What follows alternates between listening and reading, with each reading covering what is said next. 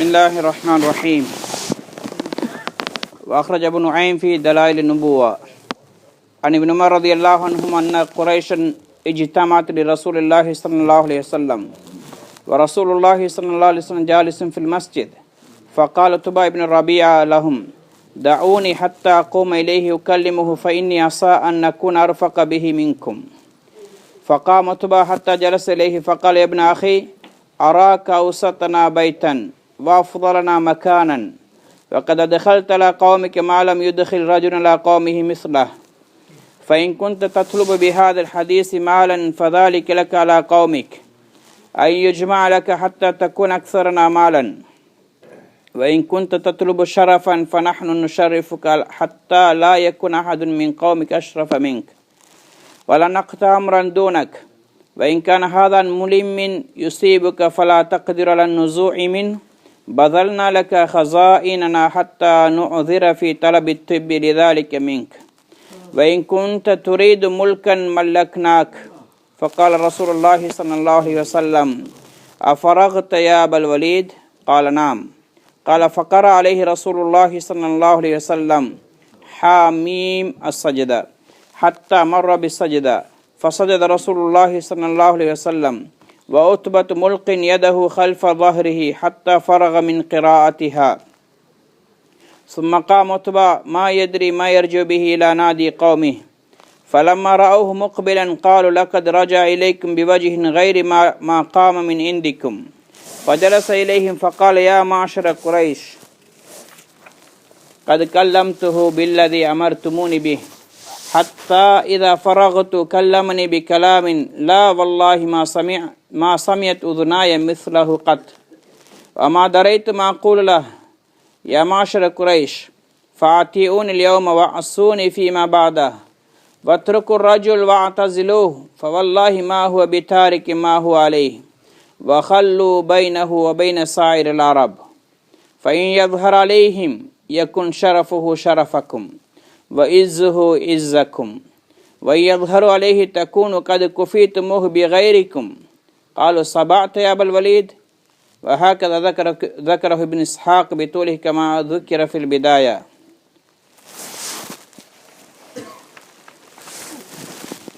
ابو نعیم رحمۃ اللہ علیہ روایت کرتے ہیں دلائل نبوہ کے اندر ابن عمر رضی اللہ تعالیٰ عنہ راوی ہیں. وہ کہتے ہیں قریش ایک مرتبہ حضور پاک صلی اللہ علیہ وسلم کے سلسلہ میں ان کے بارے میں سوچنے کے لیے ایک جگہ پر جمع ہوئے تو حضور پاک صلی اللہ علیہ وسلم سخت مسجد الحرام میں بیٹھے ہوئے تھے. تو عتبہ بن ربیعہ جو قریشی کفار میں سرداروں میں سے تھے انہوں نے کہا کہ مجھے چھوڑ دو میں ان کے پاس جا کے ان سے بات کروں گا یعنی محمد صلی اللہ علیہ وسلم سے. ہو سکتا ہے میں آپ سب میں سے نرمی کے ساتھ بات کرنے والا میں ہوں گا. تو عتبہ اٹھے اور حضور پاک صلی اللہ علیہ وسلم کے پاس جا کے بیٹھے تو نے کہا کہ میرے بھتیجے میں آپ کو دیکھتا ہوں ہمیں سے سب سے زیادہ اچھے خاندان کے ہیں بہترین اونچے مکانت درجے والے خاندان کے ہیں آپ وافضلنا اور ہمیں سے سب سے افضل ترین آپ ہیں درجے کے لحاظ سے مقام کے لحاظ سے سب سے افضل ہیں لیکن آپ نے آپ کے قوم کے اوپر ایسی باتیں داخل کیا ہیں گھسا دیا ہے جس بات کو کسی نے اپنے قوم پر نہیں گھسایا ہوگا. ایسے باتیں آپ نے کر دیا ہے.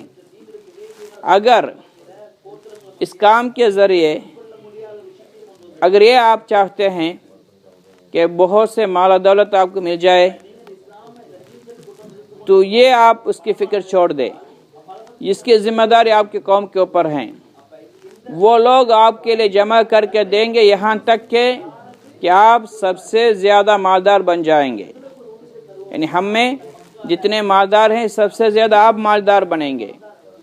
اگر اس دعوت کی محنت سے جو آپ کر رہے ہیں ہمارے درمیان اس کے ذریعے اگر آپ شرف چاہتے ہیں عزت چاہتے ہیں تو ہم آپ کی عزت دیں گے.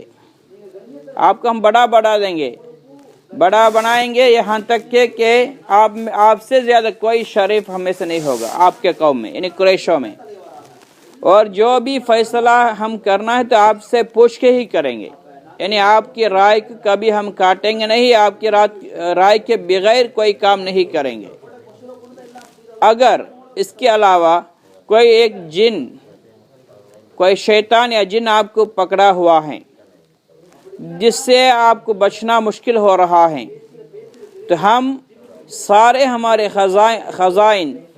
خزانوں کو جمع کریں گے، مال و دولت کو جمع کریں گے، اور سارے کے سارے آپ کے علاج کے لیے ہم خرچ کر دیں گے، یہاں تک کہ ہم اس سے آگے خرچ کرنے کے لیے ہمارے پاس کچھ نہ ہو، یعنی اتنے ہمارے مال و دولت خزائن کو آپ کے لیے خرچ کریں گے۔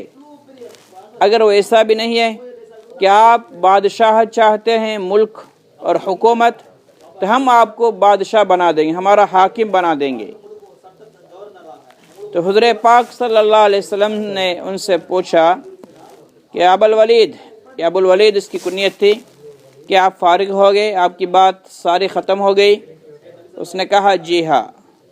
تو پھر حضور پاک صلی اللہ علیہ وسلم نے اللہ کا کلام اس کو سنایا، حامیم، سورہ حامیم سجدہ پڑھی، یہاں تک کہ جہاں تک سجدہ ادھر تک پڑھی۔ پھر حضور پاک صلی اللہ علیہ وسلم سجدہ کیے تو عتبہ اپنے ہاتھ کو اپنے پیٹھ کے پیچھے ڈالا ہوا ایسے پیچھے کر کے وہ بات سن رہا تھا، سارے حالت کو دیکھ رہا تھا۔ اور جب حضور پاک صلی اللہ علیہ وسلم اس کے یعنی سورہ حامیم سجدہ کی قرات سے جہاں تک پڑھے ادھر تک پڑھ کے فارغ ہوئے، تو عتبہ، حضور نے کوئی بات نہیں کی، صرف قرآن کی آیات تلاوت کی، تو عتبہ اٹھا، اس پر ایسی ایک عجیب ایک حالت اس پہ طاری ہو گئی کہ وہ اپنے قوم کے پاس جا کے کیا اس کو بات کرنا، وہ اس کو سمجھ میں نہیں آ رہا، کیسے ان کے ساتھ پیش آئیں گے، وہ آ رہا تھا پریشان حال۔ تو ان لوگوں نے کہا، اور کچھ روایت کے اندر آیا کہ ابو جہل نے کہا کہ ایسے چہرے کے ساتھ واپس آ رہا ہے جس چہرے سے کے ساتھ وہ نہیں گیا، یعنی اس کا چہرہ جیسے گیا ویسا نہیں، کچھ بدلا ہوا ہے۔ وہ آ کے ان کے ساتھ بیٹھ گیا، اس نے کہا قریش، معاشرہ قریش، قریش قوم، میں نے ان سے بات کیا ہوں، جیسے آپ لوگوں نے مجھے حکم دیا ایسے میں نے ان سے بات کیا، یہاں تک میں نے بات کر کے جہاں فارغ ہوا تو انہوں نے ایسے کلام، ایسی بات مجھ سے کیے ہیں کہ اللہ کی قسم میری آنکھوں نے ایسی بات کبھی نہیں سنی ہوگی، اور مجھے کچھ سمجھ میں نہیں آ رہا میں کہ آپ سے کیا کہوں، اور مجھے بھی کچھ سمجھ میں نہیں آ رہا تو ان سے میں کیا کہوں، یعنی ان کے بات کے اوپر میری کوئی بات نہیں ہے، کیونکہ وہ کلام اللہ ہے، اللہ کا کلام، تو اس سے آگے میں کیا بات کر سکوں۔ اگرچہ وہ مسلمان نہیں ہے، پھر بھی اللہ کے کلام کی وقات اس کے بلند، اس کے دل کے اندر ایسی بیٹھ گئی کہ اس سے آگے کرنے کے لیے کوئی بات نہیں۔ حقیقت وہی ہے کہ اللہ کے کلام اور اللہ کے رسول کے کلام سے آگے کوئی کلام نہیں۔ تو کہتا میں وما دریت ما اقول لہ، میں کیا بات کروں اس کو، میں کیا جواب دوں، مجھے سمجھ میں نہیں آیا۔ اس لیے قریش، میں آپ سے کہتا ہوں فاطیعوا اليوم، آج کے دن صرف میری اطاعت کرو، کل میرے نافرمانی کرو، مسئلہ نہیں، میرے آج کی بات سنو، اس شخص کو چھوڑ دو، اس سے الگ رہو، اپنا کام کرے وہ، آپ اس سے کچھ مت نہیں، آگے اس کے رکاوٹ نہیں بننا۔ اللہ کی قسم وہ کبھی بھی اپنا کام چھوڑنے والا نہیں ہے، جس کام کے لیے وہ آئے ہیں، جس محنت وہ کر رہے، دعوت کی محنت، وہ کسی بھی بات پہ، کسی بھی قیمت پہ نہیں چھوڑیں گے۔ میں نے سب سے بڑی قیمت اس کے سامنے پیش کیا، کسی بات پر وہ چھوڑنے کے لیے تیار نہیں ہے۔ اس لیے اس کو اور اس کے سارے عرب، دوسرے عربوں کے درمیان چھوڑ دو، وہ جیسے چاہے ان کے ساتھ پیش آئے، آپ کچھ نہ کرو۔ اگر یہ باقی عربوں پر کامیاب ہو جائے تو یہ تو اس کی عزت، آپ کی بھی عزت بنے گی، کیوں؟ یہ آپ میں سے ہیں، آپ کے قبیلے والے ہیں، آپ کے علاقے والے ہیں، اس کی کامیابی آپ کی کامیابی ہے، اور اس کی عزت آپ کی عزت ہے۔ اگر دوسرے لوگ ان پر غالب آ جائے تو پھر آپ غیروں کے ذریعے آپ کی کام پورا ہو گیا ہے. یعنی آپ جو چاہتے تھے اس کو ہلاک کرے، اس کو روک دے، اس کو ختم کرے، تو دوسرے لوگ آپ کے لیے کر دیے تو مسئلہ نہیں، آپ کا کام ہو گیا. اس کو دیکھ کے ان لوگوں نے کہا کہ صبعت یا ابوالولید، یا ابوالولید آپ بھی ایسا لگ رہا ہے کہ بددین ہو گئے ہو، یعنی اپنا دین بدل گئے ہو. تو یہ روایت اس پر ختم ہو رہی ہے، لیکن آگے آ رہا ہے کہ اس نے کہا نہیں، میں خط نہیں بدلا، لیکن اس کی بات میں جو دیکھا میں نے آپ کو سنا دیا ہے. اس لیے محترم حضرات، یہ جو اللہ کے نبی صلی اللہ علیہ وسلم ہمیں کر کے دکھایا، ان واقعہ کے اندر بہت سی عبرت ہیں. ان میں سے ایک اہم عبرت میں نے کہا تھا کہ اللہ کے بات اور اللہ کے رسول کی بات سے آگے بڑھ کے کسی کی بات نہیں چلے گی. وہ چلے گی، وہ رہے گی بھی نہیں.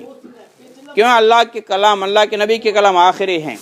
اس لیے ہماری کامیابی تو اللہ اور اللہ کے رسول کی بات ماننے میں ہے. اس میں اپنا عقل نہ دوڑائے تو ہم کامیاب ہوں گے. اور دوسری بات تو دعوت کی محنت، اصل دائی، سب سے پہلے دائی اللہ پاک، اس کے بعد اللہ کے نبی ہیں. انہوں نے اس محنت کو کر کے دکھایا. اللہ کے نبی نے کہا کسی بات پر، کسی قیمت پر یہ کام نہیں چھوڑیں گے. تو یہ صفت ہمارے اندر بھی آنا چاہیے. ہم ہمت کے ساتھ کریں، جو ساتھ دے یا نہ دے، کوئی مخالف بنے نہ بنے، تو ہم ہمت کے ساتھ رہیں گے تو اللہ پاک ہمارے ساتھ رہے گا، اللہ پاک پورا کرے گا. اگر ہم نہیں کریں گے تو ہمارے اللہ پاک ہمیں ہٹائیں گے، دوسرے قوم کا اللہ پاک لے کے آئے گا. اس لیے ہمارے اگر استعمال اس پہ ہو جائے تو یہ ہمارے خوش قسمتی ہیں. پھر آگے ہم دیکھیں گے، جیسے کفار قریش نے دیکھا پھر افسوس کرنے لگے ہم نہیں آ سکے آگے. جیسا کہ اکرمہ اور حارث بن ہشام، جو عمرو بن ہشام ابو جہل کے بھائی تھے، اور بہت سے لوگ جب مسلمان ہوئے افسوس کرنے لگے ہم نے پیچھے ہٹ گئے تھے، آگے آنا چاہیے تھا. ایسا ہی ہم اپنے علاقے میں، اپنے اس ملک میں ہم دین کے کام سے پیچھے ہٹیں گے، پھر اللہ پاک دوسرے لوگوں سے کام کروائے گا. جب یہ کام بلند ہوگا پھر ہم افسوس کریں گے ہم نے کیا کمایا ہے. کچھ نہیں کمایا، دنیا کے کچھ بھی نہیں بچے گا. تو جو بچے گا وہ دین ہے. اللہ پاک مجھے بھی آپ کو بھی سمجھ کے اس محنت پہ صحیح طور پر لگنے کی توفیق عطا فرمائے. اللهم انا نسألك الهدى والتقى والعفاف والغنى. اللهم انا نسألك الصحة والعفة والأمانة وحسن الخلق والرضا بالقدر. وصلى الله تعالى وسلم على نبينا وعلى آله وصحبه وسلم. الحمد لله رب العالمين.